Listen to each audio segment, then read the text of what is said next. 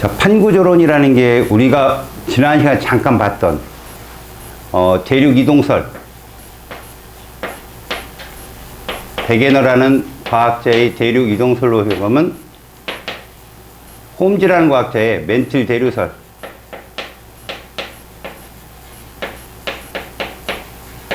그 다음에 해저 확장설,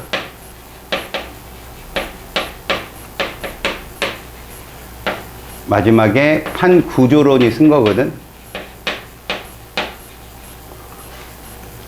각기의 이론은 크고 작은 판들이 구형으로 움직임을 보입니다가 바로 이들의 이론인데, 오늘 우리는 요거에 대해서 배울 거야. 판. 알았지? 이 판이라는 것이 무엇이냐?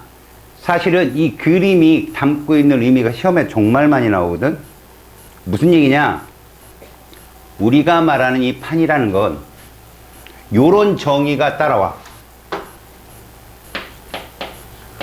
판은 지각이 아니라 지각과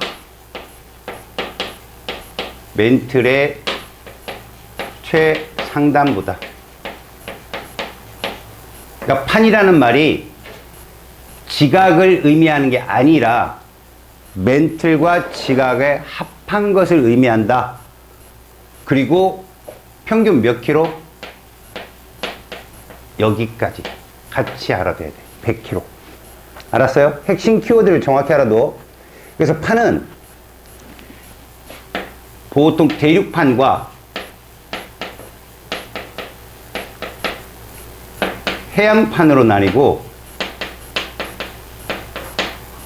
당연히 대륙판은 대륙 지각과 멘틀 최상단부고, 해양판은 해양 지각과 멘틀의 최상단부라고 규정을 지었어. 그러다 보니 그림에서 보는 바와 같이 해양 지각이 두꺼움으로 인해, 이게 보통 30에서 40km 정도 되거든.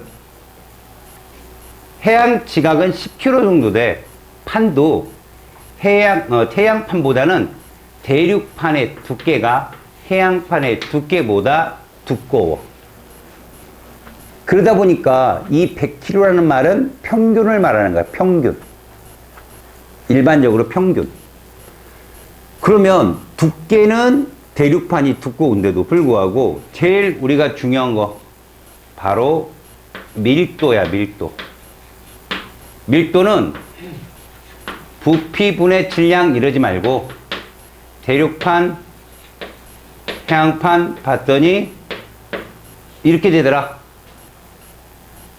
얘가 보통 2.7 요 정도, 얘가 3.0 이 정도의 밀도를 갖게 되는데, 누가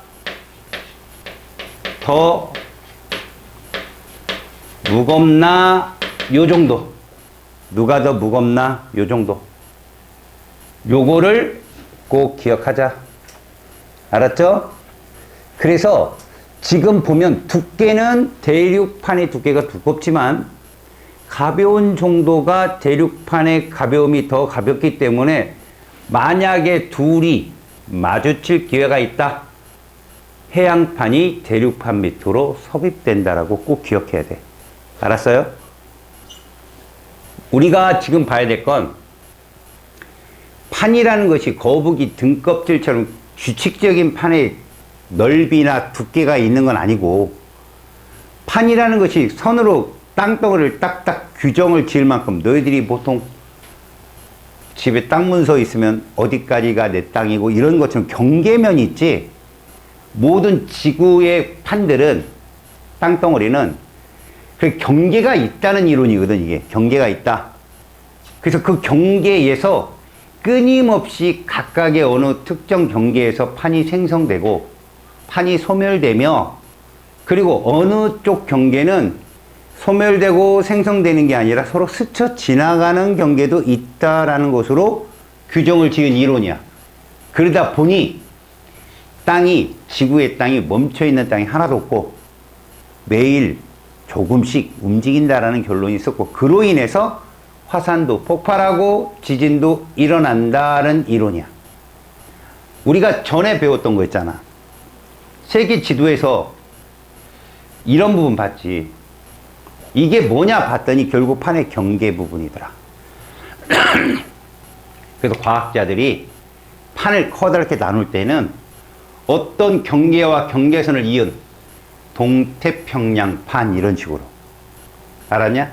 북아메리카 판, 유럽과 아시아를 합친 유라시아 판, 아프리카 판, 인도 오스트리아 판, 남극 판, 이런 식으로 판을 경계를 나눈단다. 알겠지? 그 중에는 대륙판도 있고 그 다음에 해양판도 있는데, 우리가 가만히 보잖아. 이렇게 지진이 활발하지 않은 곳, 활발하지 않은 곳이 판의 중심부에 해당될 거라는 걸 예상을 해야 돼. 판의 중심부 쪽은 화산과 지진 활동이 거의 없다. 그래서 그런 곳을 순상대라고 불러, 일반적으로. 알겠니? 자, 그러면 이제 우리는 이런 판을 받고 이제 각각의 판의 경계에 대해서 구분을 할 줄 알아야 돼. 일단 보자. 판의 경계. 이 그림에 있는 화살표를 잘 좀 보자 이거지. 화살표. 화살표는 우리에게 이 세 가지만 딱 보여줘. 화살표를 잘 봐봐. 이 화살표가 이렇게 돼 있는 곳이 있을 거야. 어떤 경계로. 됐지? 그럼 이건 모이는 곳이잖아? 이런 곳을 우리가 이렇게 부를 거야. 수렴한다. 그래서 수렴형 경계라고 부를 거고, 알았지? 어떤 경계를 통해 화살표가 이렇게 나오는 곳이 있을 거야. 이런 부분을 뭐라 부를 거다? 발산형 경계, 이렇게 부를 거야.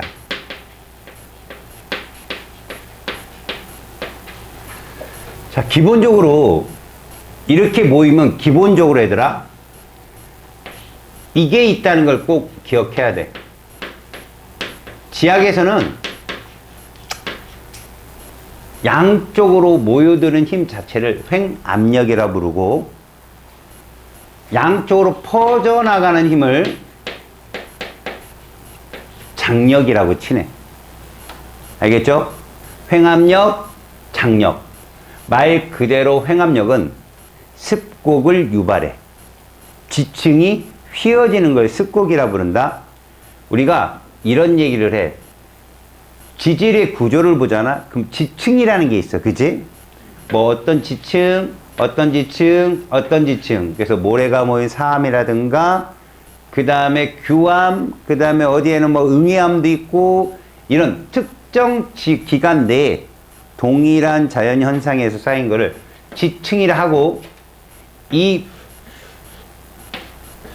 선 자체를 층리라 부르거든. 층리. 그리고 이 면을 층리면이라고 불러. 알았어? 근데 이게 힘을 받잖아. 휘어진단 말이지. 특히 휘어지는 게 횡압력이야. 양쪽에 힘을 딱 받잖아. 그럼 이 모양이 이렇게 된다고. 이렇게. 이렇게 구부러지는 거지. 이런 걸 습곡이라고 불러. 습곡.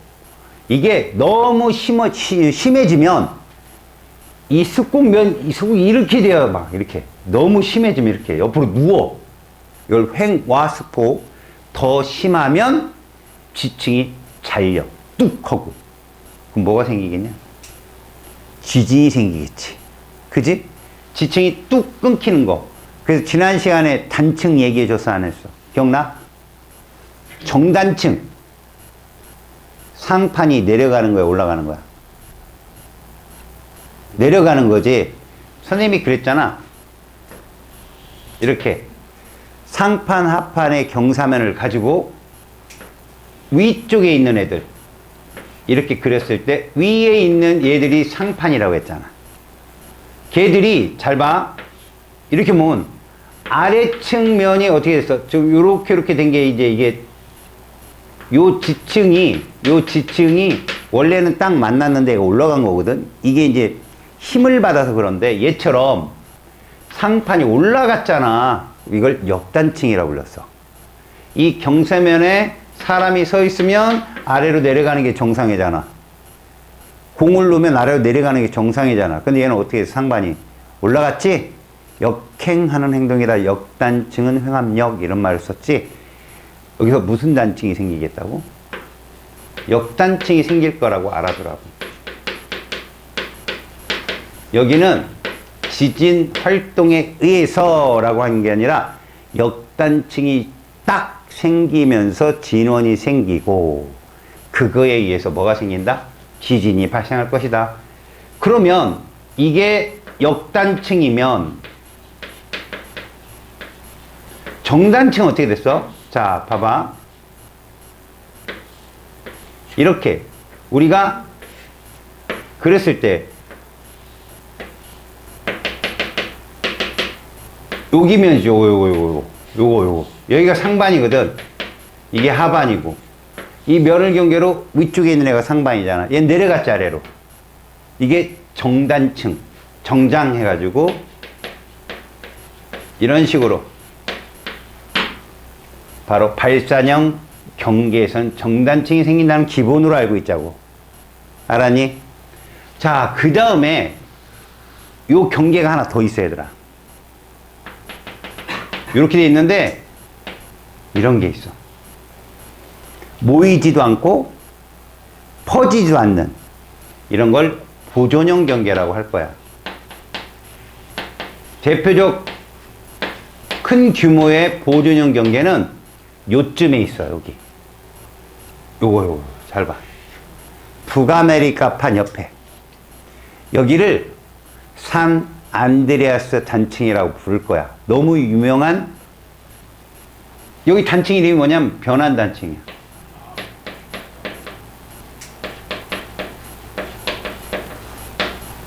얘들은 상반과 하반이 서로 엇갈려 있는 게 아니라 얘들 같은 경우는 수평으로 수평 이동 단층이라는 표현을 쓰거든. 상반 하반이 없는 거지. 그래서 얘를 정식 명칭은 주향 이동 단층이라고 불러. 얘들을. 알았어요? 이게 유명한 곳이 있지. 그래서 너희들은 경계는 커다랗게 세 군데다. 수렴형 경계가 있고 그 다음에 발산형이 있고 보존형이 있겠다. 그 다음 봐봐. 여기에는 그냥 판 이름을 쭉 써놨지만 니네 바다가 있으면 해양판일 확률이 큰 건 맞아. 알았니? 근데 바다가 있어도 대륙판인 애들이 있어. 일단 우리나라 동해 같은 건 쳐다보지도 마. 동해도 바닷물이 들어왔잖아. 황해도 들어왔잖아. 근데 그건 침강된 거야. 침강. 판이 아래로 내려가면 바닷물이 그 안으로 들어오잖아. 그래서 형성된 바다지. 바닷물이 채워져서. 알았어? 그런데 대부분의 극히 판의 경계 끝부분이 있지. 끝부분 정도가 뭐가 되어 있고 바닷물이 살짝 들어와 있고 대부분은 땅덩어리 유라시아판이 대륙판이야. 유라시아판이. 물론 우리나라도 일본과 같이 어디에 속해? 대륙판에 속해. 유라시아판. 근데 여기 인도양이 있는 인도판이 있지. 인도양이 있는 인도판은 일반적으로 대륙판이야. 그러니까 인도는 어디 판이? 사실은 인도랑 아프리카랑 서로 맞닿아 있었어. 원래. 그래서 인도랑 아프리카 사이에 봐봐. 뭐가 있어? 발산형 경계가 존재하지? 기잖아? 그게 원래는 인도랑 아프리카의 경계면. 그러니까 막 아프리카 오른쪽에 보면 마다가스카르 이런 데 있잖아. 그지? 그게 다 떨어져 나온 거야. 서로 판에서. 붙어 있었던 애가 떨어진 거지. 그래서 인도는 저 북쪽으로. 알았니? 거기 남극은 저 아래쪽으로 발산형 경계에 의해서 벌어진 형태다라고 보면 돼. 알겠어요? 그러니까 결국 인도판도 바다 속에 바다 위에 이렇게 잠겨 있지만 대륙판이고 유라시아판도 대륙판이면 이 만나는 수렴형 경계도 두 개로 나뉜다는 거예요. 두 개로. 수렴형 경계만 두 개로 나뉘어. 일단 밀도 차가 크냐,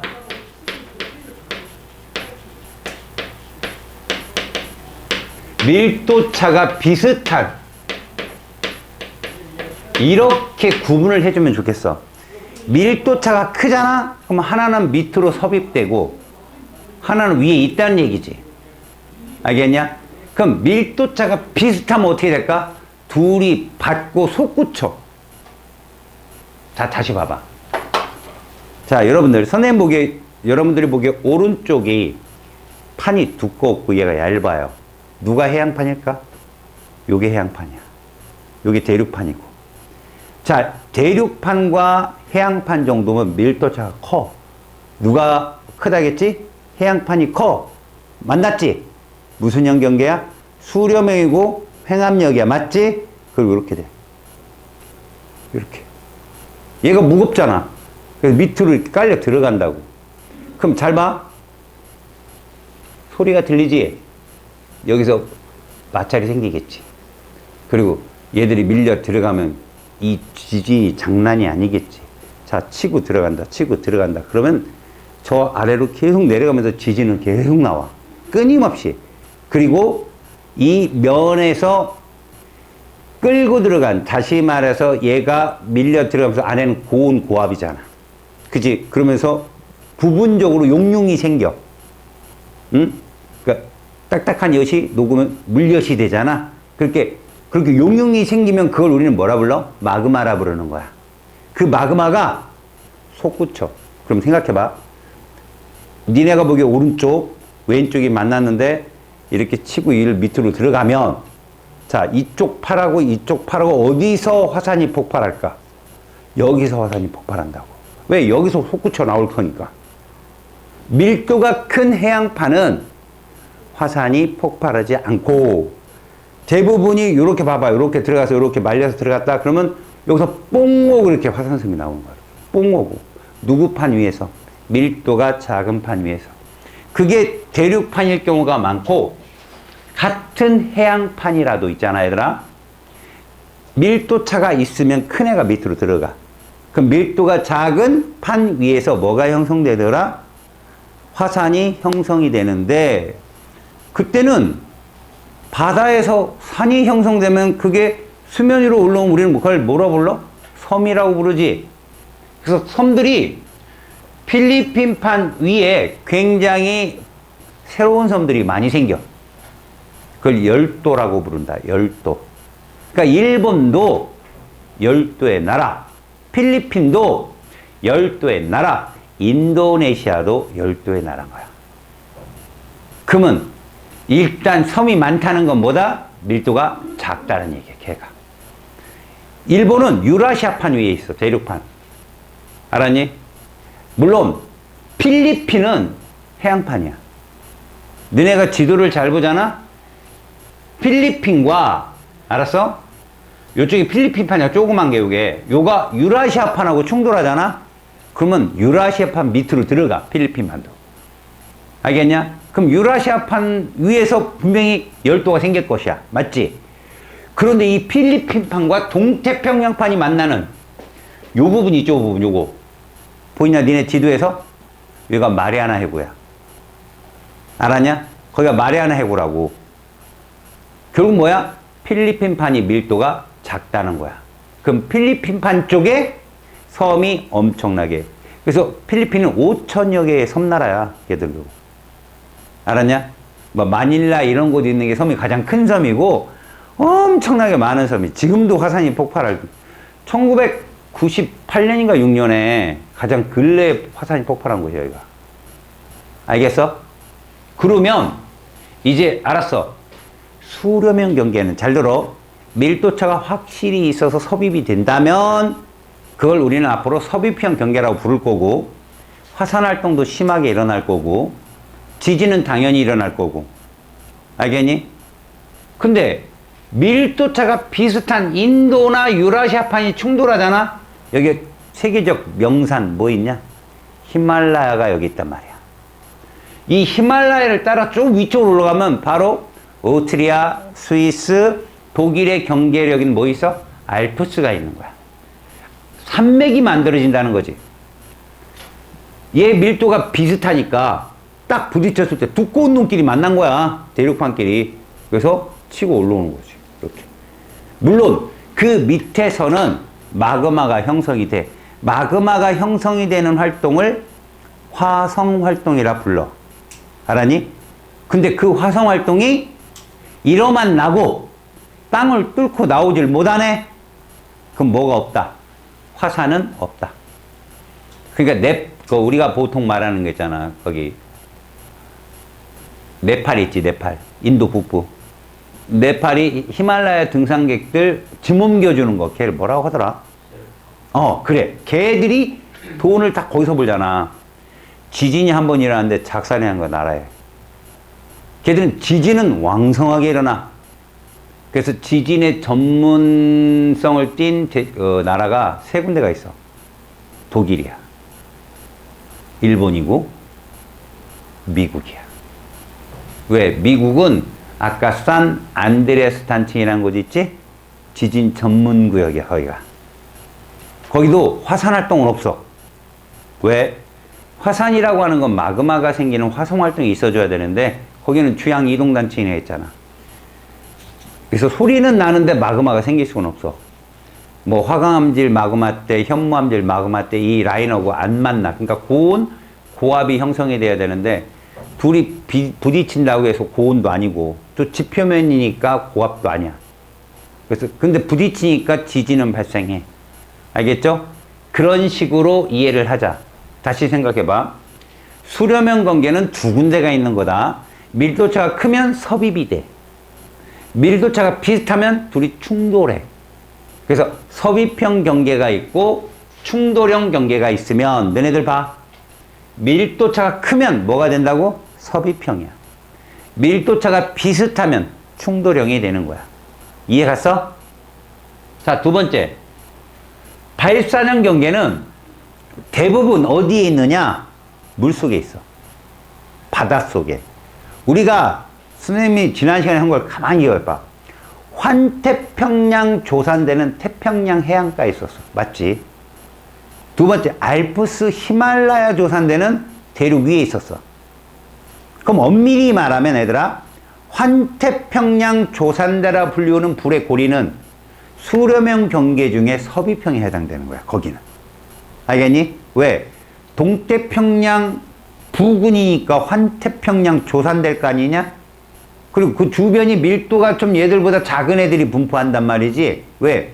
북아메리카판도 대륙판이죠. 남아메리카판도 대륙판이죠. 유라시아판도 대륙판이죠. 기껏 있는 필리핀판은 밀도가 동태평양판보다는 작아요. 동오스트레일리아판 이쪽 다 대륙판이에요. 그러니까 주변 환태평양 조산대는 섭입형이고요. 알겠니? 그 다음 알프스 히말라야 조산대도 수렴형 경계인데 이건 인도판과 유라시아판이 밀도차가 비슷한 대륙판이 만나는 곳이니까 충돌형이라고 할 수 있어. 그럼 마지막 남은 해령 지진대라는 바닷속에 형성된 이 발산형 경계는 결국은 무엇이다? 여기는 한 곳밖에 없다. 물속에서 생기는 곳이니까. 화산도 폭발하면서 지진도 발생하는 곳. 근데 이게 육지로 올라온 것이 두 군데가 있어. 니네 거기 보면 여기 얘들은 간단하게 이렇게 써 있지만 아프리카라고 하는 부분이 있지. 요게 사실 봐. 이게 무슨 바다야? 요게 사우디아라비아 판이잖아요. 사우디아라비아 판이거든, 요게. 근데 사우디아라비아랑 옆에 있는 이집트 있지, 이집트. 그 사이에 요렇게 바다가 있잖아. 그게 홍해야, 홍해. 모세가 딱 갈랐다는 홍해. 이 홍해가 발산형이잖아. 가만히 봐봐. 화살표 양쪽으로 돼 있을 거야. 이 홍해는 앞으로 세월이 흘러가면서 거리가 점점 넓어지는 거야. 발산형이니까. 근데 요 끝에 얘가 있어. 이렇게 지류에. 이쪽에 이렇게 들어가 있어. 안으로. 여기도 뭐라고?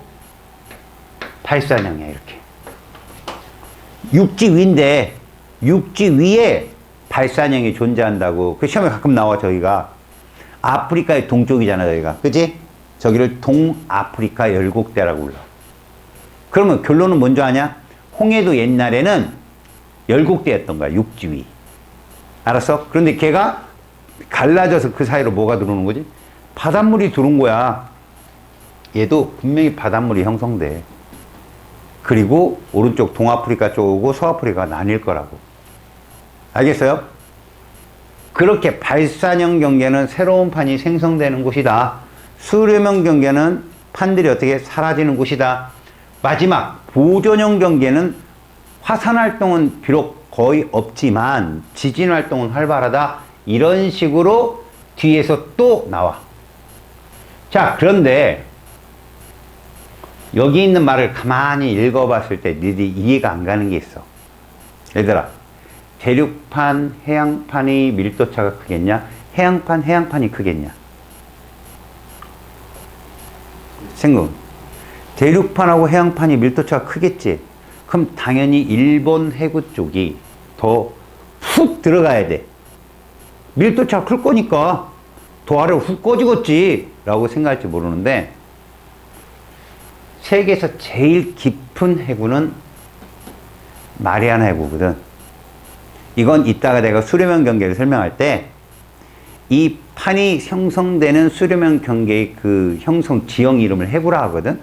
그 해구의 지형도 우리가 단순하게 여기서 말하는 대로 되는 것이 아니다라는 것을 알려줄 거야. 근데 그 이유가 이것 때문에 그래. 판의 이동 속도가 같냐 다르냐? 다 다르지. 그게 이유가 있다는 거야.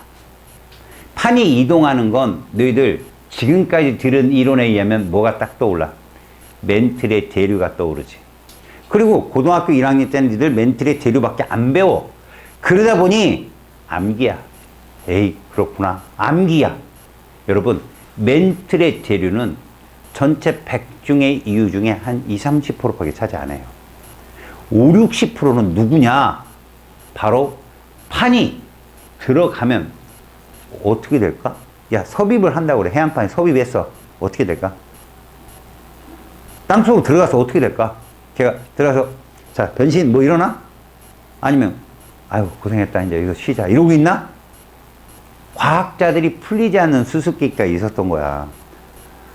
이렇게 판의 경계에서 지진이 활발하게 일어나는 건 이해하겠어. 근데 경계가 아닌 곳에서, 어디야? 요, 후안대 푸카판 뭐 이렇게 써있는 그 푸 사이 있지. 여기 하와이 있지 않냐? 하와이? 그쪽 주변에? 응? 그 다음에 봐봐. 오스트레일리아 동쪽에 요쪽 지역에 타히티가 있고, 다유신가라는 지방이 여기에 있어. 여기는 전혀 판의 경계에 해당되지도 않는데, 특히나 해양판 위인데, 니네 해양판 위는 아까 내가 뭐라고 그랬어? 섬이 생기면 안 되잖아. 그치? 걔가 밀도가 큰 앤데. 근데 거기서 화산섬이 생기는 거야. 그것도 섬의 구조를 가만히 보잖아? 한 곳에서만 계속 판이 생기는 거야. 화산이 폭발하는 거지. 수백만 년이 지나면 판이 이동하니까 걔가 가. 그 자리에 또 화산이 폭발해. 또 이동해. 또 화산이 또 폭발해. 또 이동해.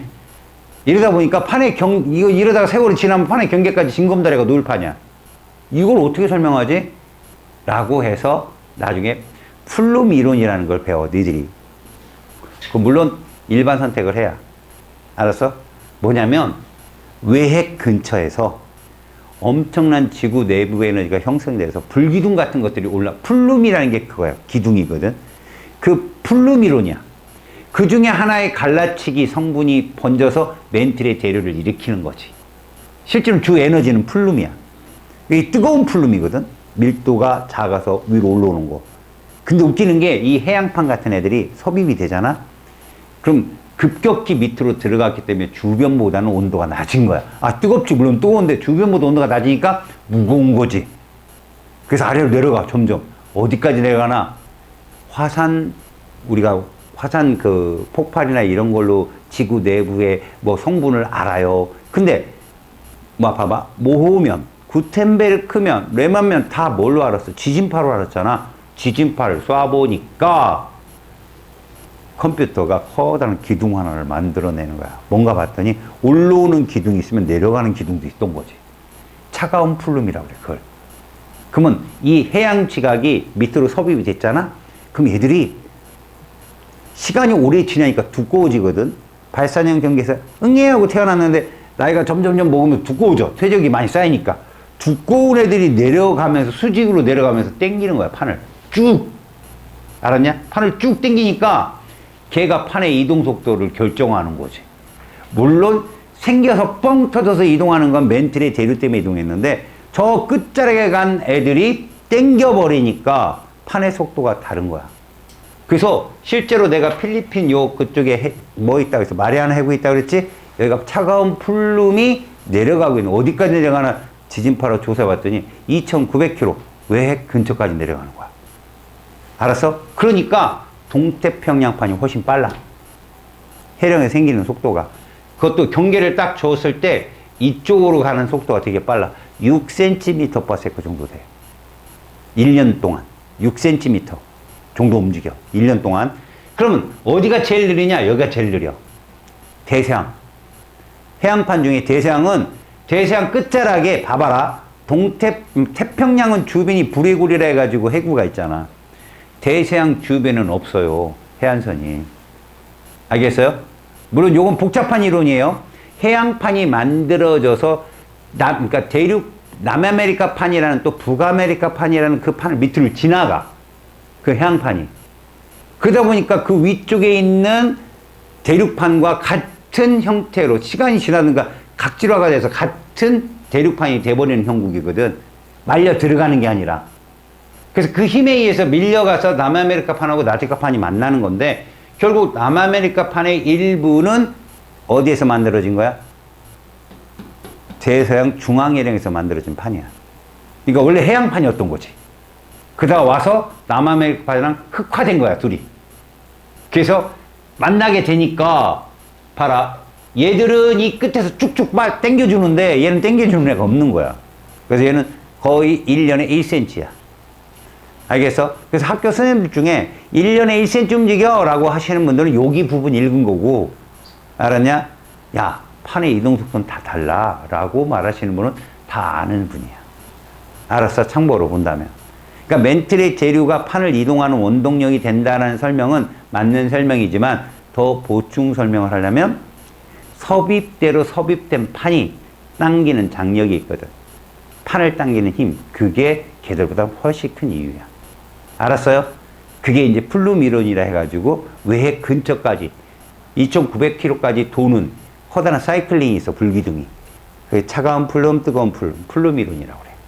그래서 그 이론이 있어야만이 하와이 같은 열점이 설명이 돼. 알았어요? 그러니까 지금 이론은 그겁니다. 그럼 시험에 나오는 건요, 얘만 나와요. 자, 경계 총 몇 개? 커다랗게는 3개인데 잘게는 4개예요. 이렇게요. 자, 질문. 여기서 해령 지진대는 어디에 해당된다고? 해령. 판이 만들어지는 곳이잖아. 그걸 발산형. 그러면 산 안드레아스 단층은 어디에 해당된다고? 보존형. 이것만 알아도 90은 해결된 거야. 왜? 나머지 10은 여기서 나오거든. 너희들이 배우는 섭입이니 충돌이는 다 만나는 거야. 평압력.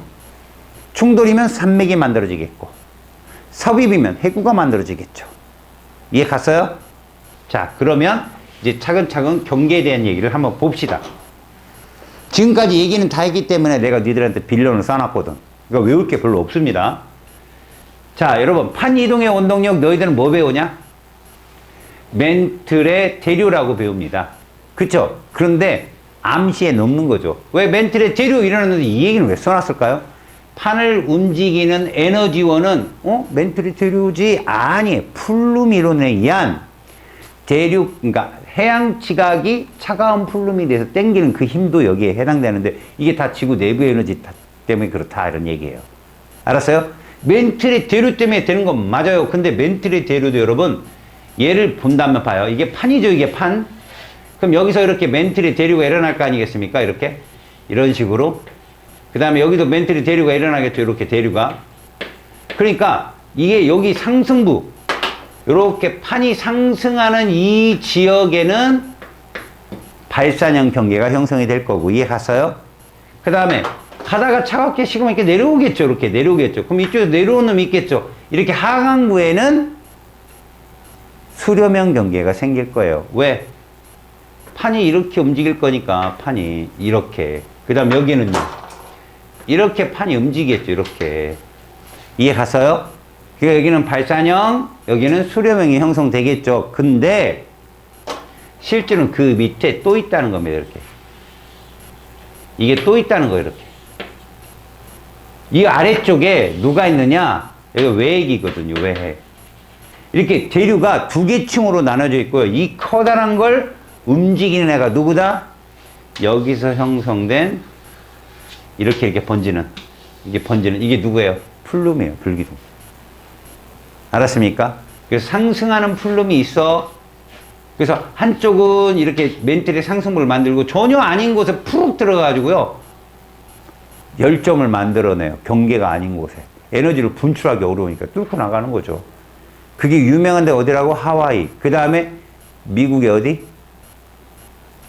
미국 내륙에 굉장히 유명한 곳 있죠. 화산이 옐로우스톤이요. 거기도 열점이에요. 옐로우스톤. 그 다음에 이 남아프리카 휴양지, 오스트레일리아 동쪽에 있는 타히티. 이쪽도 바로 갈라파고스라고 들어봤어요? 다윗이 연구한 곳, 이거 핀치색 불이, 거기도 바로 열점입니다. 이렇게. 그래서 태평양 쪽이 굉장히 에너지 큰, 그래서 여러분, 미국이 옐로우스톤을 천연 이렇게 자원으로 분류해갖고, 국립공원 이거 지정하고 막 그랬잖아요. 그래서 나중에 젊은 과학자들이 연구해보니까 위에 있는 에너지는 아무것도 아니에요. 그 밑에 그거의 수백 배에 해당되는 불기둥이 숨어 있다는 걸 플룸 이름 때문에 알아내요. 그래서 그거 폭발하면요, 미국은 종말이에요. 그냥 끝납니다. 알겠습니까? 자, 여러분, 우리는 어디까지만 배우자. 판을 이동하는 원동력 중에 일부가 멘틀의 대류다. 너희들은 멘틀의 대류밖에 안 나온다. 알겠지? 상승부는 발산형 경계. 하강부는 수렴형 경계가 형성된다. 이 중에 두 가지 외우라고는 어디였어? 수렴형이었어. 밀도차가 큰 섭입형. 밀도차가 비슷한 충돌형. 이렇게. 자, 이제 판의 경계의 종류가 떴어, 얘들아. 선생님 말한 게 떴지? 그럼 뭐가 떠야 돼? 일단 이런 해석이 필요해. 발산형이니까 화살표가 머릿속에 떠올라야 돼, 이렇게. 이렇게 떠올라야 된다. 한 점을 경계로, 이거죠. 됐지? 장력이야, 횡압력이야? 장력. 그지? 양쪽으로. 옆 친구 볼때기 자꾸 당겨봐.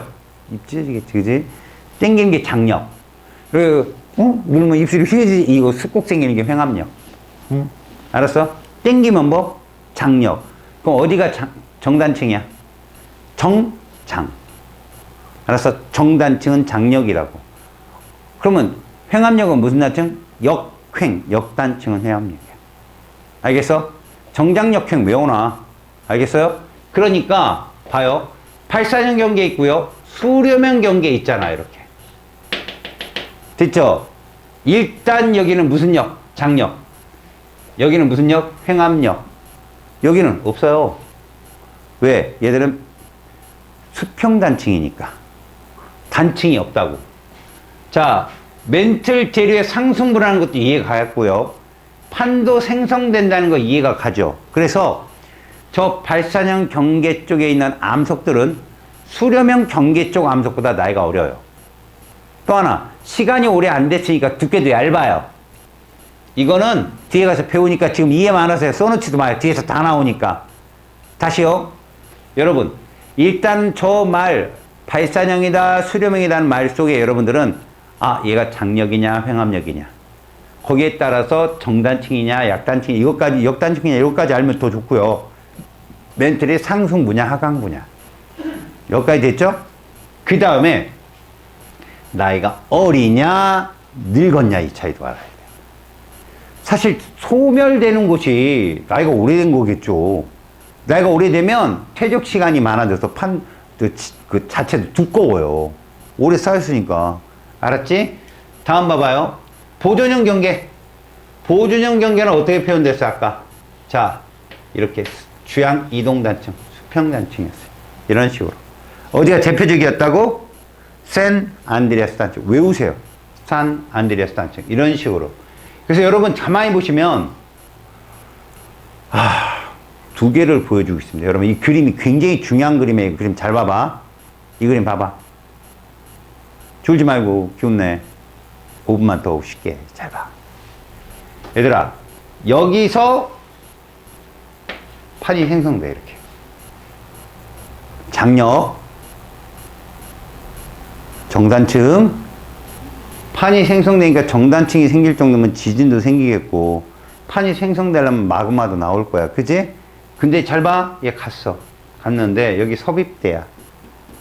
됐어? 근데 얘들아 어디서 섬이 생기더라? 밀도가 작은 쪽. 근데 얘도 바다잖아. 이 그림으로 보면 이게 필리핀판이야. 응? 이게 지금 태평양판이라고 보면 되고. 알았어? 그러니까 밀도차가 별로 안 나지만 쑥 빨려 들어가면 여기가 폭 들어간다고. 여기 해구야.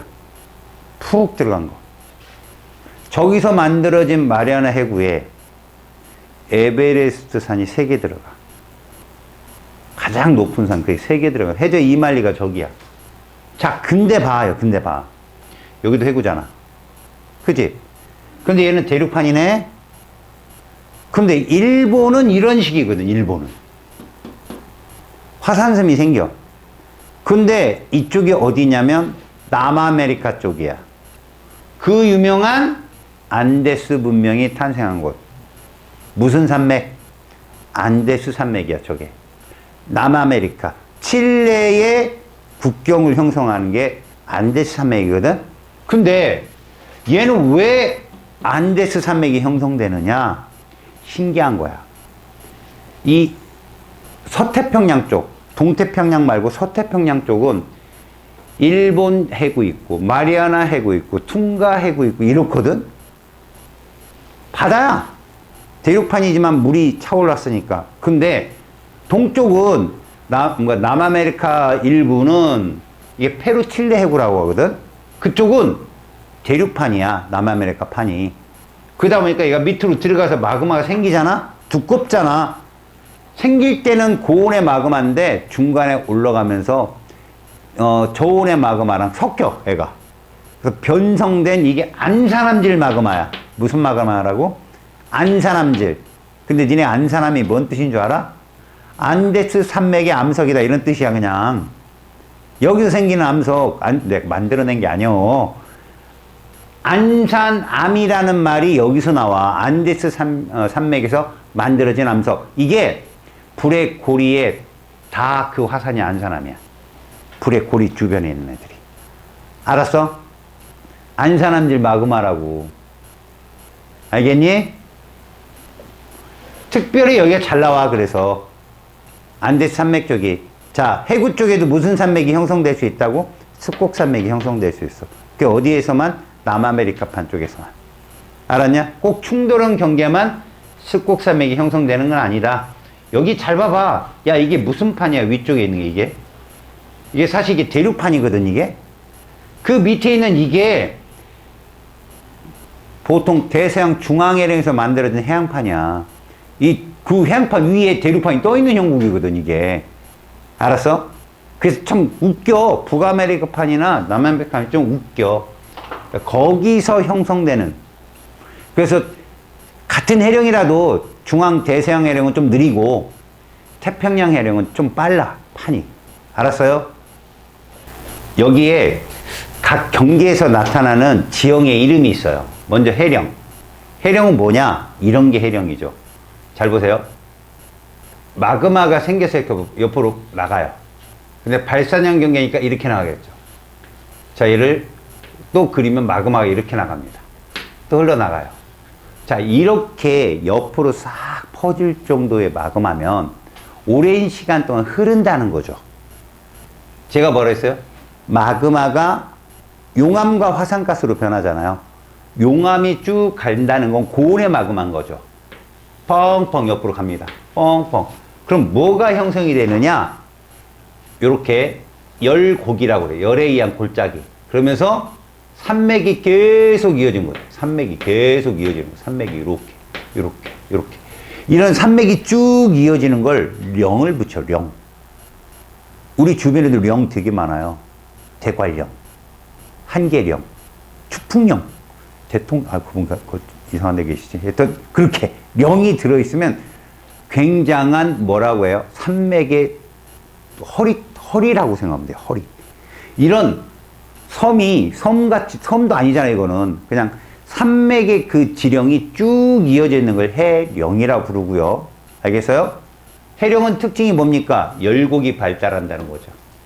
그래서 여기 써 있는 거죠. 해저 산맥. 이 산맥을 뭐라 부른다? 명이라 한다, 명. 알았죠? 됐죠? 그래서 옛날에 일본 애들이 우리 충청남도 쪽으로 뻗어난 산맥을 억지로 이름을 줬죠. 촬영산맥이라고. 저희 어릴 때 그거 배웠어요. 촬영산맥 외웠어요. 근데 이거 사라졌죠. 일본의 잔에다 해가지고. 자, 그 다음에 해구는 여러분 어디서 봤어요? 해구는 여기가 해구거든요.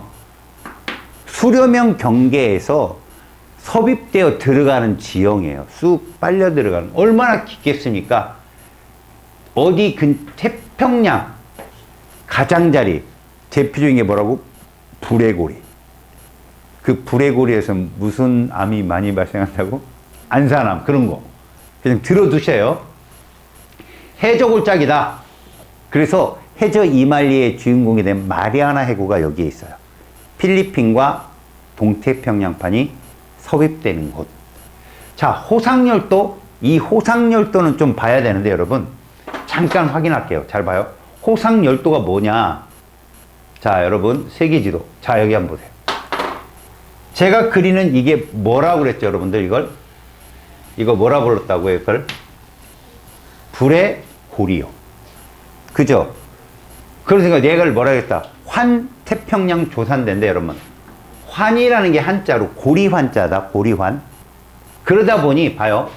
자, 이렇게 해구가 발달했는데, 봐요. A, B. 어느 판에 화산섬이 생기겠어요?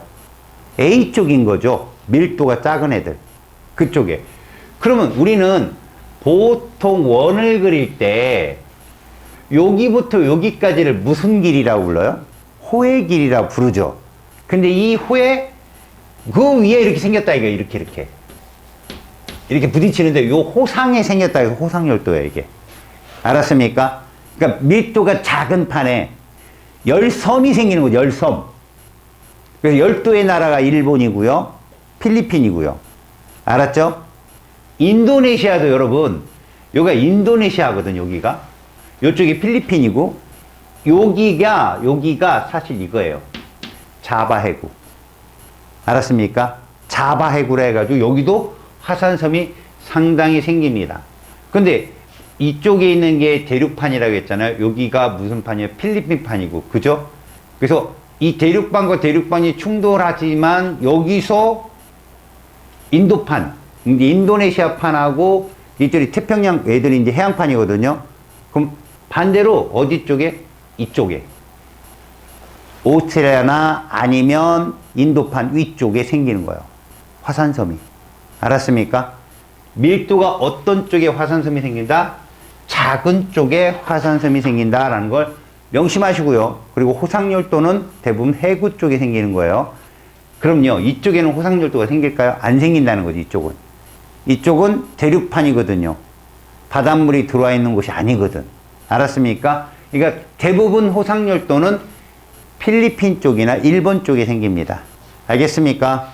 물론 오스트레일리아 북동쪽 이쪽도 생기고요. 퉁가 지역 이쪽. 자, 그러면 변환단층은 어디냐? 대표적인 거죠, 여러분. 변환단층은 여러분 해령과 해령 사이에 무수히 많아요, 여러분. 해령과 해령 사이, 해령이 일직선 쭉 되어 있는 게 아니에요. 다시 한번 처음으로 돌아갈게요. 잘 보세요. 이게 원래 하나처럼 보이잖아요. 이렇게 딱 쭉 하나처럼 보이죠. 이렇게 쭉. 그죠? 그래서 헤스와 디츠라는 사람도 멘틀의 대류를 증명을 하고, 물론 이 둘만 증명한 건 아닙니다. 이렇게 판이 이동함으로 인해서 이 선으로부터 멀어지면 지각의, 판의 두께가, 그땐 판이란 말 안 썼어요. 지각의 두께가 두껍고, 나이가 오래됐고, 이런 표현을 썼는데, 걔들이 초레이저 장비로, 초음파 장비로 딱 조사를 해본 결과, 이렇게 돼 있는 거야. 이렇게. 이런 식으로. 이런 식으로. 이런 식으로. 무슨 얘기냐면, 잘 보세요. 이렇게 쭉 이어졌는데, 봐요. 봐요. 이게 또 있는 거예요, 여기에.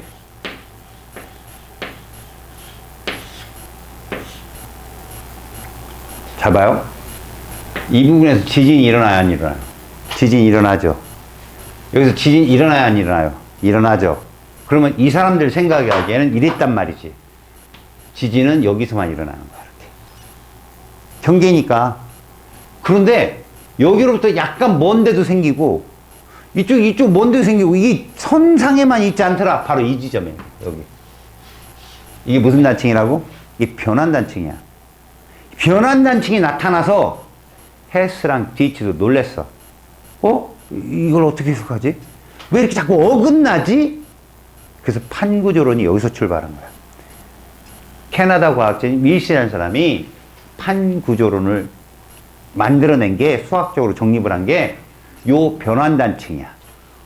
얘가 경계가 딱 하나만 있으면 괜찮은데, 이게 왜 끊어지지? 작은 조각조각으로 되어 있겠구나, 라는 것이 여기서 출발한다. 변환단층 때문에. 알겠죠? 자, 그러면, 이 변환단층까지 얘기했습니다. 숫곡산맥. 여러분, 숫곡산맥은 대표적으로 어디가 있어요? 알프스, 히말라야, 충돌원 경계가 있지요. 근데 수려면 경계에서도 숫곡산맥은 있을 수 있다. 그 충돌원 경계 숫곡산맥은 화산 활동은 있지만 화산은 폭발하지 못하거든. 두께가 너무 두꺼워서. 근데 얘는 폭발을 해요. 앞으로 지구과학을 조금 하시는 선생님들 여기를 되게 많이 낼 거예요. 지구과학에서는 여기가 되게 중요한 부분이거든요. 습곡산맥인데 화산이 폭발해서 만들어지는 거죠. 이게 바닷물에 잠겨있으면 이게 호상 열도가 될 판이에요. 알았어요? 근데 이게 남아메리카 판이라는 특수 지형이기 때문에 뜨거운 현무암질 마그마가 올라왔다가 유문암질이랑 현무암질이랑 섞여갖고 안산암질이 돼버려요. 여러분, 화산암을 3개 외웠어요, 여러분들? 중학교 때? 현무암, 안산암, 유문암 이렇게 외운 거 있죠. 현무암이요, 고온의 마그마고, 유문암이 저온의 마그마예요. 일반적으로 대륙지각에서 형성되는 마그마가 현무암, 유문암질이고요. 저 밑에 지형에서 뜨거운 데서 올라오는 애들이 현무암질이에요. 둘이 만나면 섞이는 거죠, 애들이. 섞여서 중간 형태, 안산암질 마그마로 변해요. 그래서 올라와서 안산암을 만들어내거든. 그래서 이런 식으로 만들어진 습곡산맥도 있다라는 얘기죠. 습곡산맥이 그러니까 마냥 충돌원형에서만 생긴다고 생각하면 안 돼요. 그래서 여기가 시험에 되게 많이 나와요. 알겠습니까? 자, 이제 각 경계에 대한 걸 구분을 합니다. 읽어보고 이따 정리를 할 테니까 잘 들으세요. 자, 먼저 발산형 경계입니다. 커다랗게 이런 거죠. 발산형 경계라 하면 이거죠. 판의 경계를 놓고 일단 무슨 역이 있다, 장력이 있다, 정단층이다 라는 걸 빼고 해양판과 해양판이 만들어지는 우리가 말하는 해령지진데, 이게 해령. 알았습니까? 대서양 중앙해령 있죠, 동태평양 해령 있죠, 그 다음에 쭉 해령 지진대가 다 형성돼요. 막. 그런데 육지 위에 올라와 있는 애들이 있다고 그랬죠, 제가. 아까 동아프리카 열곡대. 그죠? 이거는 바닷속에 있는 애, 바다 위에 있는 애. 근데 이거 어차피 시간이 흐르면 바다가 될 애들이에요, 얘들은. 알았습니까? 그래서, 우리는 이 지역에서 생기는 것들은 기본적인 거죠. 멘틀의 무슨 부? 상승부. 됐죠? 그 다음 두 번째, 횡압력이 발생하며 여기는 옆으로 쭉쭉 계속 이동을 해야 되기 때문에 고온의 마그마가 나와요. 근데 그걸 현무암질이라고 할 거예요. 현무암질. 현자가 무슨 현자라고 했죠? 하늘천, 따지. 무슨 현? 거물현, 검은색 암석이라니까요. 그래서 여기 나온 애들 다 대륙판 중에서 동아프리카판, 이쪽은 동아프리카 열국대는 다 검은색이에요. 알겠죠? 딴 데는 밝은색 함석인데. 그리고 바닷속은 다 현무암질이에요. 현무암. 알겠습니까? 저기 우리 제주도 가면 보는 함석. 뭐 숭숭 뚫려 있고. 알았어요? 그 다음 보세요. 여기엔 열곡이 발달한다고 했잖아. 아까 V자 열곡이 발달을 하고요. 그 다음에 마그마가 분출하는데 이 마그마가 고온의 마그마라고. 고온. 고온의 마그마니까 높은 산은 형성되지 않고 산맥이 형성된다. 그걸 해령이라고 하죠. 해령이 발달했다라고 하고요. 여긴 열곡이 발달했다. 바닷속은 아니니까. 그 다음 여기서 중요한 하나가 있는데 요거 얘들아. 무슨 지진? 천발 지진. 얘들아, 지진은 여기 써있듯이 얘들아 0에서 70, 보통 100이라고 그래. 그러니까 판의 평균 두께거든. 그 판 안에서 일어나는 지진을 천발, 판보다 조금 더 깊은 데를 중발, 중발 안 배워. 근데 저 깊은 곳에 일어나는 게 신발. 그러면 생각해봐. 신발이 약 300km 이상이거든. 야, 300km 이상이면 어딘 줄 아니? 멘틀이야. 귀잖아. 지각이 40km니까. 모으면이 40km라니까. 모으면 밑엔 다 멘틀이야. 왜 300km 이상에서 진원이 측정됐을까? 그게 플룸 이론의 출발이야. 아, 저 안에도 뭔가 에너지 이동이 있겠구나라고 생각한 거. 알았니? 그럼 생각 잘 들어. 야, 똑같은 규모야. 너네 규모가 뭐고 진도가 뭔지 배웠잖아, 지난 시간에. 똑같은 규모라면 천발의 피해가 커, 신발의 피해가 커. 자, 들어봐. 내가 규모야 라고 하는 건 여기서 화약을 터뜨리느냐, 폭탄을 터뜨리느냐야. 이게 규모야. 그 터지는 지점으로부터 내가 멀리 있으면 피해가 덜 할 거고, 그지? 가까이 있으면 피해가 크겠지? 그게 피해 규모라고, 진도. 화산이, 예를 들어, 야, 미사일이 빵 터졌어. 근데 300km 이상에서 내가 서 있으면 피해가 올까? 안 오겠지만, 한 70km나 20km, 10km, 원자폭탄이라고 하자. 그게 낫겠다. 그 정도면 똑같은 규모지만 가까이 있는 애가 피해가 클 거 아니야.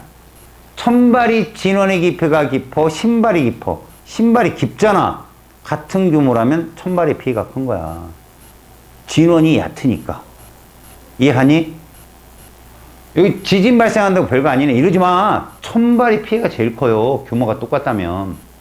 알았어요? 진동도 제일 많이 느껴요. 그러니까 야, 일본이 봐봐라. 이렇게 돼 있어. 일본이 이런 식으로 돼 있거든. 일본이 이렇게 봐봐. 이 유라시아파냐.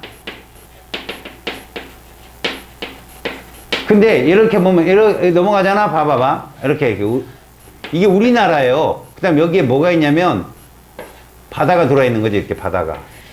근데 이렇게 이거 동해야, 동해. 요거 뭐겠냐? 울릉도, 요건 독도, 이렇게 되는 거야. 그러면서 얘가 이게 바다가 차 있거든. 일본이고. 근데 이 밑으로 누가 들어와? 이렇게 해양판이 들어오는 거야. 근데 얘가 이렇게 내려간다. 이렇게. 그럼 잘 봐. 여기 가는 이 면에서 마그마가 생기고 화산이, 지진이 생겨. 이 면을 연구한 과학자가 베니오프라는 사람이야. 이거 베니오프 대 경계면이라고 하거든. 근데 봐봐라. 화산이 지진이 여기서 발생을 했어. 여기서 발생을 했어. 생각을 해봐. 우리나라는 무슨 지진이 생기겠냐고. 신발이 생겨, 우리나라는. 그 피해가 거의 없는 거야. 일본은 지진이 발생하면 뭐가 생겼어? 천발이 생긴다니까. 피해가 그렇게 큰 거야. 이해가? 규모가 얘가 훨씬 크더라도 우리한테 오는 도달 시간이 길기 때문에 피해가 적은 거지, 우리나라는. 알겠냐? 그래서 가끔 이렇게 함정을 파. A에서 B로 갈수록 진원의 깊이는 어떻게 된다? 얕아진다. 이건 정답이죠. 알았습니까? 그럼 같은 규모는 피해가 클 거라고요. 이해가죠? 이런 것으로. 그러니까 잘 봐요. 지금 내가 말하는 신발 지진은 온리 어디서만 생긴다? 수렴형 경계 쪽에만 생겨요. 보존형이나 발산형은 천발만 있어요. 왜? 판이 얇아요, 기본적으로. 변환단층, 해양판과 해양판 사이에서 일어나는 거예요. 알았습니까? 유일하게 산 안드레아스 단층만 대륙판과 해양판이에요. 그쪽이. 그래서 시험에 나오는 거예요. 그거 잘. 보통은 해령을 군데군데 잘라놓은 게 다 변환단층이잖아. 그지? 해령을 탁탁탁 끊어놓은 게. 그래서 바닷속에 있단 말이지. 그 해양판과 해양판이 서로 주양 이동을 하는 상태에서 생기는 지진이고, 그러니까 얇죠. 진화의 기보가 얕고. 근데 어디만 바로 대륙판 밑으로 들어가는 베니오프테 경계면이 형성되는 수렴형 경계 쪽에서만 뭐가 생긴다? 신발이 생긴다. 하다못해 얘들아, 그 대륙판과 대륙판이 생기는 알프스 히말라야 있지? 여기도 둘 다 밀도가 크지 않은 대륙판이기 때문에 차가운 플룸을 형성 못해요. 저 밑에까지 못 내려가요. 중발까지밖에 없어요, 여기도. 그러니까 신발은 어디에서만 있다? 서비평 경계 쪽에서만 있는 거예요. 신발은. 아셨어요? 나머지 다 천발입니다. 알았죠? 자, 해양판과 대륙판은 대표적으로 여기가 안데스 산맥이 형성되는 페루 칠레 해구예요, 여기가. 해양판과 대륙판. 알았죠? 여기는요, 마리아나 해구요. 필리핀판과 태평양판. 유명하죠, 여기가. 그 다음에 대륙, 여기는 어디예요? 알프스 히말라야예요. 이쪽은 중발까지밖에 없어요. 알았습니까? 자, 여러분, 수렴형 경계는 이런 경계예요. 이런 경계. 수렴형은 횡압력, 무슨 단층? 역단층이요. 멘틀의 하강부요. 이게 공통점이에요. 거기에 지진도 천발, 신발이 모두 나타나는데 대륙판은 밀도가 작으니까 베니오프대 경계면이 나올 수가 없어요. 알겠습니까? 그래서 얘들은 무엇이다? 중발까지만 생기고, 특히 해양판과 대륙판 쪽은 페루 칠레 해구를 꼭 기억하시고요. 페루 칠레 해구고 안데스 산맥을 형성한다는 거죠. 다음, 해양판과 해양판 쪽은 마리아나 해구, 여기가 가장 유명한 차가운 플룸이 형성되는 곳이에요. 서비평 경계 유명한 마리아나 해구. 그리고 일본 해구, 여기가 여기에 해당돼요. 알았습니까? 일본 해구, 마리아나 해구. 우리나라에 해당되는 곳이니까 시험에 나오죠. 다음, 마지막, 보존형 경계는 변환단층인데 여기는 화산활동이 거의 없다. 이거 시험에 정말 많이 나옵니다. 화산활동이 거의 없다. 대신 선발지진은 생기고요. 대표적인 곳이 어디라고? 산 안드레아스 단층입니다. 아셨습니까? 자, 요 그래프도 가끔 나오니까 잘 보세요, 여러분. 이게 지금 나이예요. 해양지각의 나이. 가운데 있으니까 거의 출발점이죠. 이게 발산형 경계 그림이에요. 대칭으로 이렇게 나이가 많아진다. 그 다음 또 이게 뭐냐면 여기다 세로축이다. 두께라고 해도 괜찮아요. 판의 두께. 해령으로부터 멀어지면 판의 두께가 두꺼워집니다. 알겠습니까? 그래서 어느 책에는 이렇게 나오기도 해요. 이렇게. 이건 누구라고? 판의 두께 이런 식으로. 됐죠? 그리고 여기 변환단층은 여러분 봐봐요. 여기서만 형성된다는 거예요. 이 부분. 서로 판이 방향이 반대인 부분. 나머지는 일치해요. 됐죠? 자, 이제 정리를 해봅시다.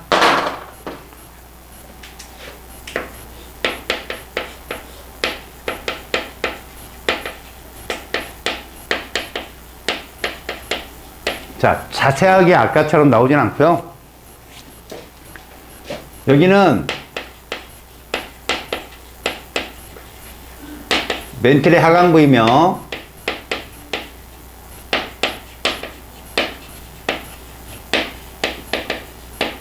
저온의 마그마가 형성이 되는 곳이고요.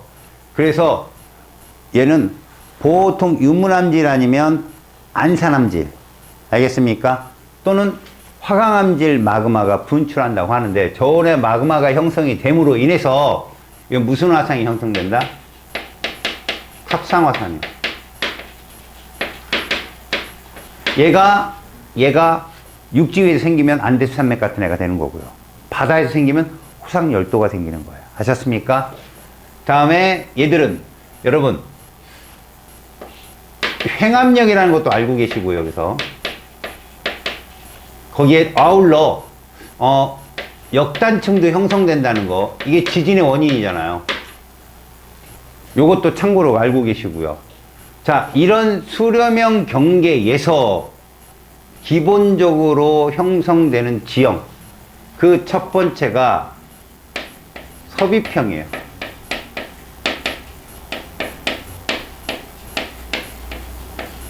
밀도차가 비교적 비슷하다. 밀도차가 비슷하다. 그런데 또 하나 중요한 건 밀도가 굉장히 큰 놈이 들어가는 곳이라고 생각하면 돼요. 아, 비슷하대. 크다라고 보는 게 낫죠. 비슷한 게 아니라. 밀도차가 크다. 그래서 이 섭입형 경계 쪽에서는 기본적으로 뭐가 형성이 된다? 해구가 형성이 돼요. 그 다음에 이 섭입형 경계 쪽에서 가끔 예외로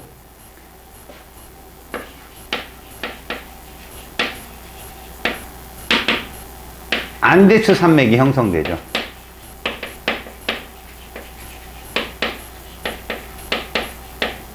화산이 폭발해 생긴 산맥이에요. 습곡산맥. 그 다음에 기본적으로 해구가 형성된다고요. 예를 들어서 일본 해구가 여기고요. 마리아나 해구가 여기에요. 근데 여기도 페루 칠레 해구가 생겨요. 거기에 습곡산맥도 있어서 예외적인 거 하죠. 남아메리카판이라는 곳에. 다음에 호상 열도가 생기겠죠. 나머지 국가에서는 일본이나 필리핀 쪽은 호상 열도가 생길 거예요. 여기 대표적인 것이죠. 그 다음에 천발에서 신발까지. 제가 아까 얘기했죠. 신발은 여기가 유일하다고. 섭입형 경계. 알겠습니까? 이것이 나오는 것이 섭입형 경계다. 물론 바로 저온의 마그마가 분출합니다. 섭입형 경계는 저온의 마그마가 분출을 하는 거죠. 그래서 여기 써 있는 말들 있잖아요. 요 안데스 산맥, 호상열도 모두가 저온의 마그마가 형성이 돼서 생긴 거예요. 그래서 높은 산맥을 만들고 화산섬을 만들고. 근데 여기 두 번째 있어요. 이곳은 어디냐? 이제 충도령이라는 곳이 있어요. 밀도 차가 비슷한 거죠. 자, 여기는 해구가 형성이 된 게 아니라 습곡 산맥이 형성이 되고요. 그 습곡 산맥의 대표적인 예가 알프스, 히말라야 산맥이에요. 그리고 얘들은 화성 활동은 있어요. 있지만 화산 활동이 없어요. 이건 뭐 때문에 그러냐? 마그마는 만들어지는데 이게 두께를 뚫고 올라올 그 정도 두께가 아니야. 엄청 두꺼우니까. 그 다음 여기도 천발부터 시작해서 중발 정도만. 저 깊은 곳까지 판이 소멸될 수가 없습니다. 그러니까 아주 차가운 플룸을 형성하기엔 좀 어렵다. 이런 표현으로 좀 들으면 좋겠어요. 그래서 요런 곳이 있다. 충도령 경계. 자, 이제 두 번째 발산형 경계가 있어요. 여기는 멘틀의 상승부죠. 상승이니까 옆으로 퍼져나가요. 장력이 형성되고요. 장력은 정단층을 만들 수 있어요. 이렇게. 그 다음 여기는 고온의 마그마가 형성이 돼요. 그래서 이거를 현무암질이라 부르는데, 여기는 이제 보통 순상화산,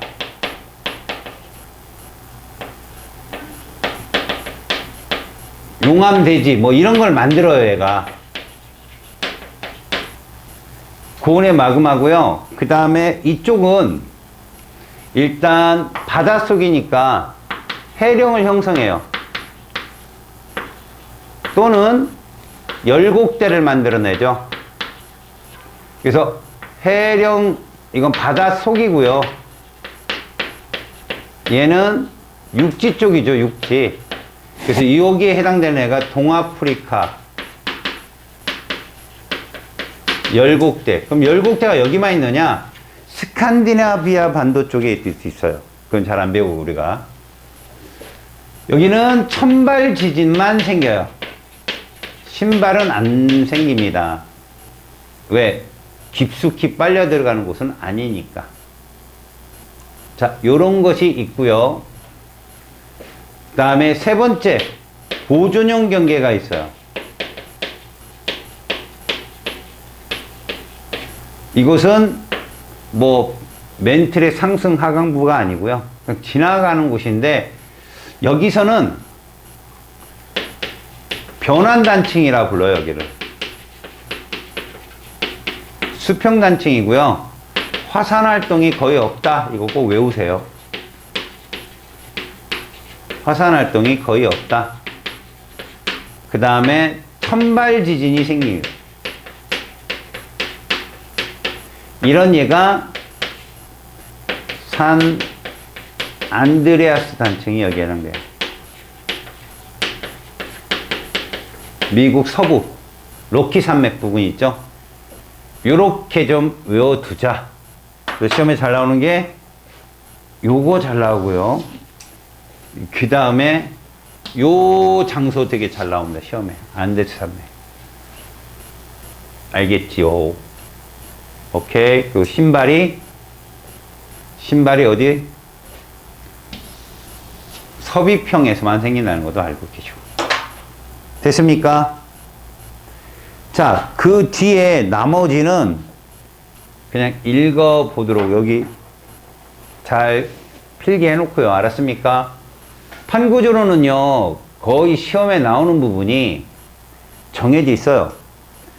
1순위가 어디냐면, 일단 환태평양 조산대 쪽은 다 나온다고 보시면 돼요. 안데스 산맥이 존재하는 페루 칠레 해구. 이제 정리를 해주겠지만, 그 다음에 샌 안드레아스 단층, 일본 해구, 마리아나 해구, 요렇게요. 그리고 충돌형에서 알프스 히말라야. 그 다음에 해령 쪽은 대서양 중앙해령 잘 나오고요. 동아프리카 열국대 잘 나오고요. 요런 식은 꼭 외우셔야 됩니다. 아시겠습니까? 자, 이제 직권의 변화가 지구 시스템에 미치는 영향은 윤리적인 거, 윤리적인 거. 이거 틀리면 정말 할 말 없는 거죠. 컨디션이 안 좋았다. 뭐 이렇게밖에 못 하는 거죠. 보시면 일단 화산 활동이 여러분 이거는 좀 알고 계세요. 화산이 폭발할 때 나오는 먼지가 수백만 톤이에요. 이건 솔직히 핵폭탄 5개 터트린 거랑 똑같다고 보시면 됩니다. 근데 그게 하늘로 올라가잖아요. 그럼 쉽게 안 내려옵니다. 엄청난 높은 곳까지 올라간 먼지 이런 거기 때문에 그럼 걔들이 두꺼운 층을 만들어서 햇빛을 차단시켜요. 빙하기가 오는 겁니다. 빙하기. 여름인데도 추운 거죠. 햇빛 조달 안 하니까. 굉장히 위험한 사태입니다. 그래서 여기 보면 용암에 의해서 지형이 변하고 산불 발생, 화산 쇄설물 이런 것들이 막 따라 흐르면 꼭 비 올 때 산사태라면 흙탕물 내려오는 거 있잖아요. 흙이랑 그렇게 내려와요. 그 쓸고 갑니다. 한 방에. 확. 알겠습니까? 거기에다가 화산가스의 대부분은 수증기지만 이산화황이나 이런 것들 되게 많이 포함되어 있어요. 이게 산성비로 내릴 수 있다. 다시 말해서 지존에 있는 식물들을 죽일 수 있다 이거예요. 산성비가 내려오면 pH가 떨어지니까. 그 다음에 화산재가 햇빛을 가려 지구에 이거를 뭐라 부르냐면 여러분 햇빛이면 뭐 쓰고 다녀요 할머니들이? 이거 양산효과라고 그래 이거를. 양산효과. 이 온실효과의 반대말이에요.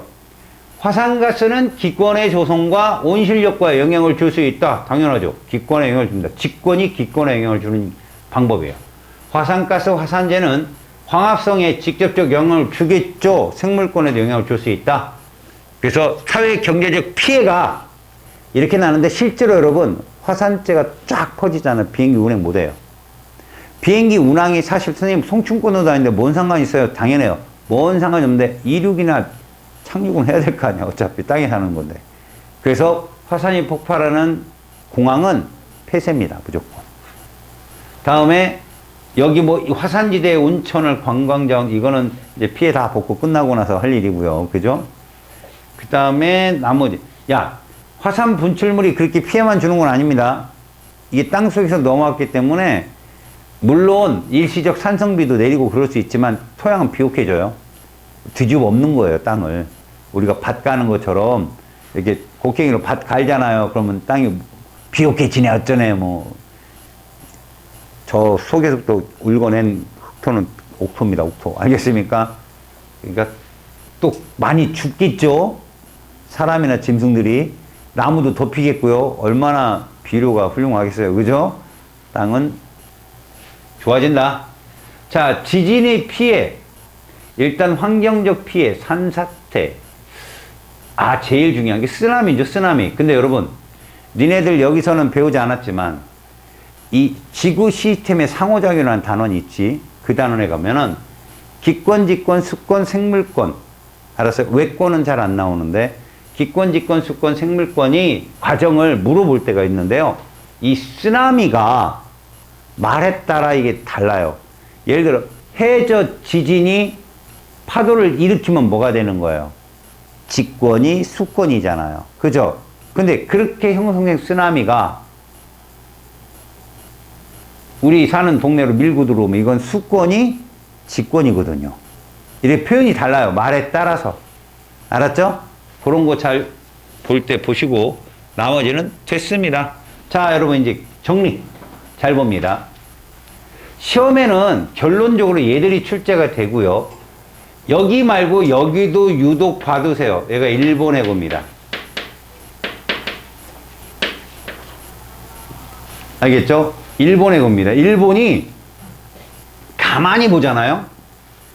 참 신기해요. 일본이 내가 칠한 요 부분 있죠. 노란 부분. 누구랑 만나는 부분이에요. 동태평양이랑 유라시아랑 만나는 거고요. 여기는 누구랑 만날까요?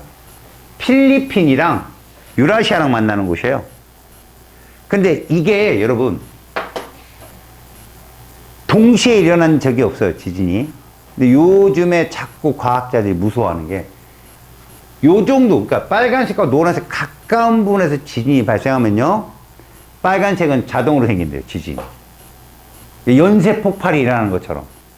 그래서 아마 옛날 대동아 지진인가 있었죠. 한번 엄청나게 1900년 초기에 우리나라 사람들 그때 한국 조선인들을 완전히 돼지 취급한 적이 있어요. 그러니까 그때 굉장히 대동아 지진인가 그 지진이 한번 발생을 해가지고요. 진짜 전 국민의 한 원자폭탄 터진 거랑 비슷하게 사람이 죽었으니까 그때 당시에. 그 민심이 얼마나 흉흉하겠어요. 그때 민심을 돌리려고 조선인이 우물에 독약을 샀다는 거짓 정보를 흘려서 그때 죽는 사람들이 엄청 많아요. 일본인한테. 그냥 돼지 취급당했어요. 그렇게 정보를 지금 다 밝혀졌죠. 거짓 정보를 흘려가지고. 한인들을 학살했다고 그들은. 그 당시엔. 그거하고 비슷한 규모의 지진이 나올 거예요. 저게. 굉장히 위험하답니다. 지금. 자, 여러분 C가 뭐죠? 마리아나 해구예요. 태평양판하고 필리핀판. 그러니까 여기가 섭입대 중엔 짱이에요. 엄청 깊게 들어갈 거고, 그래서 이쪽 이 판, 요 중간이 홍원판이죠. 요 판이 바로 뭐다? 동태평양판이고, 여기서 판이 생성돼서 나가거든요. 이렇게. 이 속도가 장난 아니에요. 저 밑에서 땡기니까 쑥 들어가서. 알겠습니까? 다음에 B가 뭐였어요? 아까 충돌은 경계였죠? 알프스 히말라야. 여기는 신발은 없죠. 화산 활동도 없고요. 하지만 천발 중발은 생긴다는 거. 다음 A가 육지에 나와 있는 열곡대죠. 동아프리카 열곡대. 나중에 바다가 될 곳이죠. 다음 F가 페루 칠레 해구. 이 선을 따라서 여러분 여기 선을 따라서 뭐가 형성된다? 안데스 산맥이 형성되었다. 페루 칠레 해구입니다. 이가 어디라고요? 산 안드레아스 단층입니다. 변환 단층. 다음에 D가 대서양 중앙해령이고요. 이렇게 유명하게 나와요, 시험에. 알겠죠? 꼭 기억을 해 두시기 바랍니다. 그런데 여러분, 이 중에 가끔 학교 선생님들이 10점을 말해 줄 수도 있다. 판의 경계와 상관없이 봐요. 요 정도의 10점이 나오는 곳이 정해졌어요. 그래서 어느 시대에 폭발을 했단 말이야. 보통 7천만 년, 3,500만 년 이런 주기로 화산섬이 폭발하는데 지금 어떤 형태로 되어 있는 줄 알아? 이렇게 됐어. 섬이 X표 친 것이 현재 하와이야, 얘들아. 알았냐? 그러면 이 중에서 제일 오래전에 생긴 섬은 누구다? 여기라는 거지. 봐봐. 판은 여기서 수렴하거든? 그럼 얘가 제일 오래된 섬인 거거든. 그 다음 얘 현재 하와이. 이해가냐? 그러니까 옛날에는 봐봐. 이렇게 움직였다는 거죠, 이렇게. 지금은 이렇게 움직이는 거 아닐까, 지금 이렇게. 옛날에는 이렇게 움직였고 지금은 이렇게 움직이는 거잖아. 그지? 판이 이동 방향이 좀 바뀐 거야, 지금. 알았냐?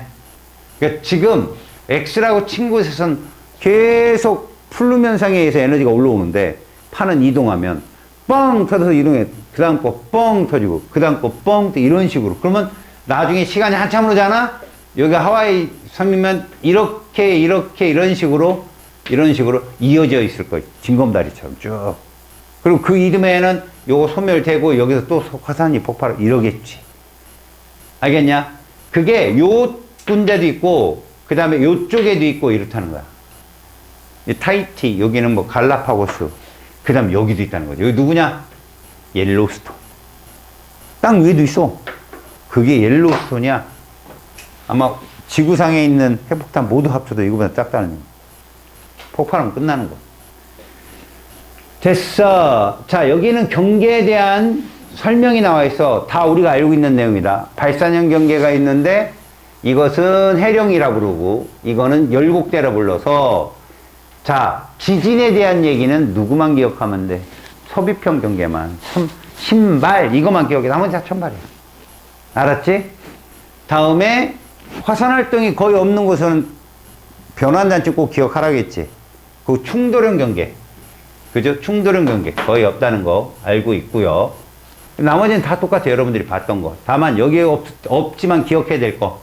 발산은 장력이다. 정단층이고. 그 다음 수렴형은 행압력이다. 역단층이고. 얘는 주향이동 수평단층이다. 알았지? 상반 하반에 뭐가 없다. 이런 얘기입니다. 오케이. 요시.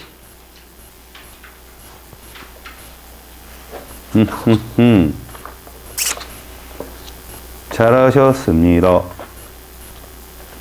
이제 여러분들은 경계가 끝났기 때문에 오늘 인트로만 잠깐 들어갈 거니까 저기 좀 보세요. 역학 시스템 물리를 들어갑니다. 이제. 와, 신난다 해봐요. 빨리. 신난다. 물리다. 물리다, 물리. 야하. 물리다.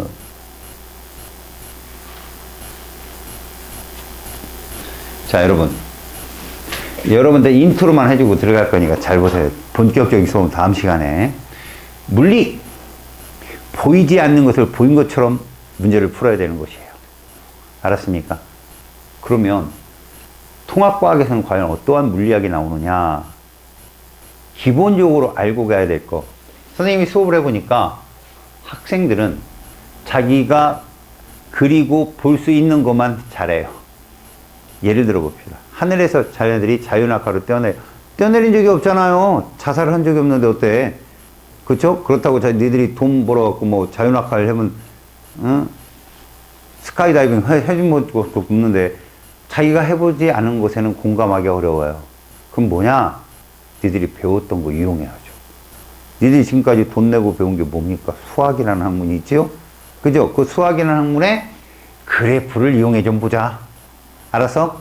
근데 앞으로 배워야 될 과목이 수학적 과목에 이런 것도 있다더라를 한번 보자는 거지.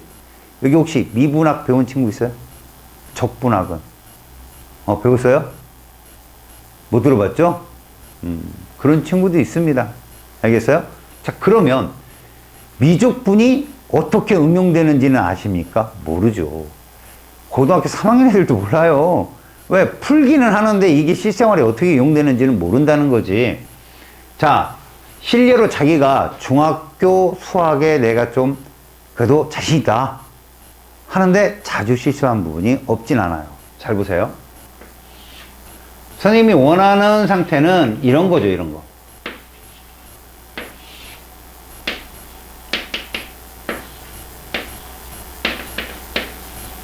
여러분, 이 직선의 방정식이죠.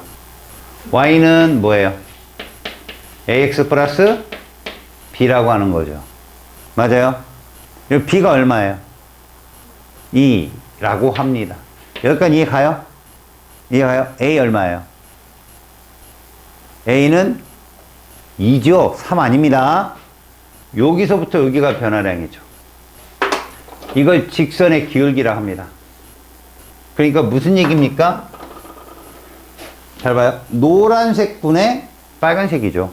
이게 기울기라는 거잖아요. 맞지? 여러분, x 값이 증가할수록 기울기가 어떻게 변해요?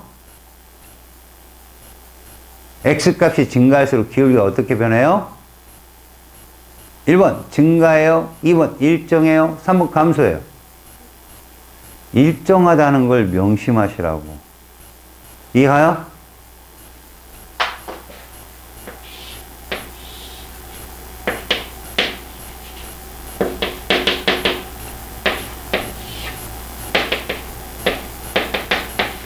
이 그래프 그릴 수 있겠어요? 식으로 만들어 보세요. 무엇은? 별표는 뭐라고 할 수 있어요? 3당구장. 이해 갑니까? 이게 실용학이에요, 여러분들. 자, 질문. 0일 때 기울기 얼마예요? 예. 와우! 1일 때는 얼마인데요? 그러게요. 요게 기울기라겠잖아, 기울기. 얘 기울기 얼마 나왔어? 이거 분의 이거. 노란 거 분의 빨간 거 얼마 나왔어? 이걸 2 할 정도면 너 지금 위태위태한 거요. 다시, 얘 기울기 얼마야, 그럼? 노란 거 분의 빨간 거. 그래, 그럼 0일 때는?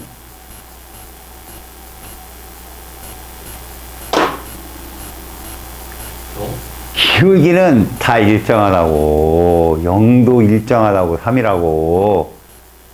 이게 너희들이 계산만 쫓았던 수학이라고 적용을 못하고 너만 그런 게 아니라니까. 대부분 이걸 3이라고 부르는 애들이 손에 꼽아요. 반에 애들이. 그냥 외운 거야. 그냥 외워서 풀고 그러니까 라고 해서 끝난 건데 함정에 당해본 적은 없지. 이게 직접 물리학으로 들어오면 애들이 다 함정에 빠져. 이걸 함정에 당해본 적이 없으니까. 수학쌤이 이걸 내진 않거든. 그냥 전체 기울기, 직선의 방정식 어떻게 돼? 뭐 이런 식으로 물어보지. 여기 기울기 얼마야? 요건 얼마고? 요건 이런 거 안 물어보거든. 애들이 점검을 할 시간이 없었던 거지. 자, 예를 들어 이제 우리가 앞으로 배우는 값은 기초 물리량이라 해가지고 물리량을 두 가지 정도로 배울 거야, 지네. 먼저 스칼라 값이 있고 벡터 값이라는 게 있을 거야, 얘들아. 물론 니들은 이거 배워. 알았냐? 스칼라가 뭐냐? 이렇게 쓰니까 막막할 거다. 크기, 그래, 한글로 읽을긴 하는데 저게 뭔지. 알았냐? 너 사랑이 뭐요? 환장한다. 사랑하면 좋을 것 같기도 하고. 미움받는 것보다는 사랑받는 게 나을 것 같은데 사랑이 뭐요? 그럴 때, 잘 모르겠네. 이렇게 된단 말이야. 나이가 들면 그 사랑이란 말을 자기 경험치에 빗대서 탁탁 던져. 그게 끝내줘. 예를 들어 사랑이랑 뭐 설렁탕 국물입니다. 뭐 이런 식으로 있는 거고. 왜? 그것 때문에 내가 막 노숙 생활하는데 어떤 분이 국물 하나를 사줘가지고 한 입 딱 떠먹는 순간 이것이 인간에 대한 사랑인가 뭐 이런 기가 막힙니다. 해석이.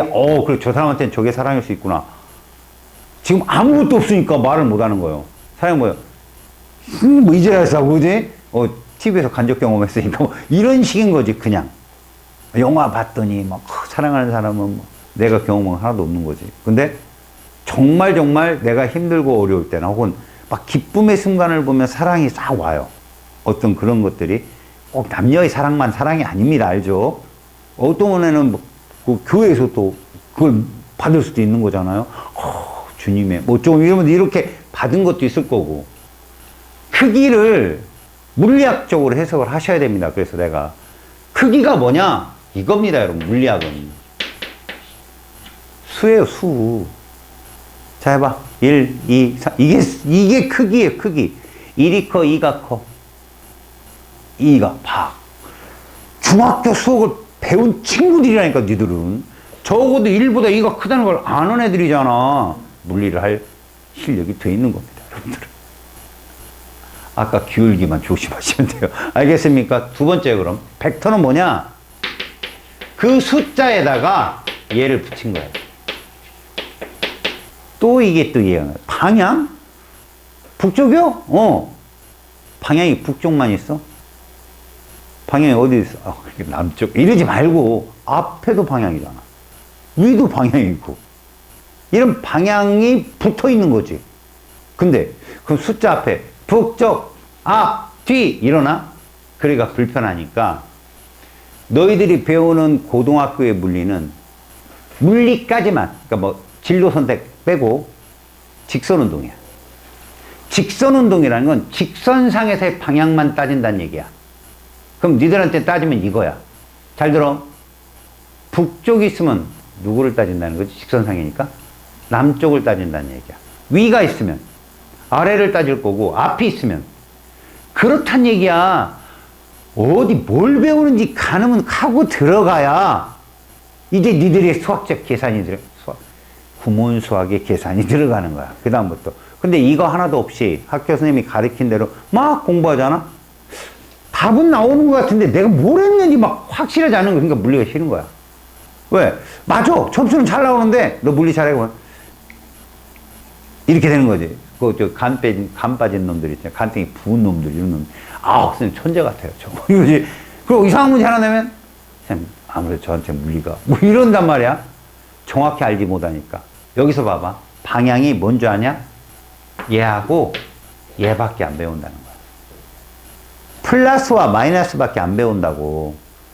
플러스가 뭘 뜻하냐고? 정방향. 그럼 얘는 뭘 뜻할까? 역방향. 이런 말을 할 수 있는 건 무슨 선상에 있기 때문에 그래. 모든 방향은 일직선상에 있기 때문에. 일직선상에. 이게 모여서 곡선이 되는 거거든. 알았니? 그럼 잘 봐라. 내가 이거를 플러스를 북으로 잡자. 마이너스는 뭐가 되냐? 플러스를 앞으로 잡자. 그럼 얘를 왼쪽 잡자. 마이너스는 이해 갔냐?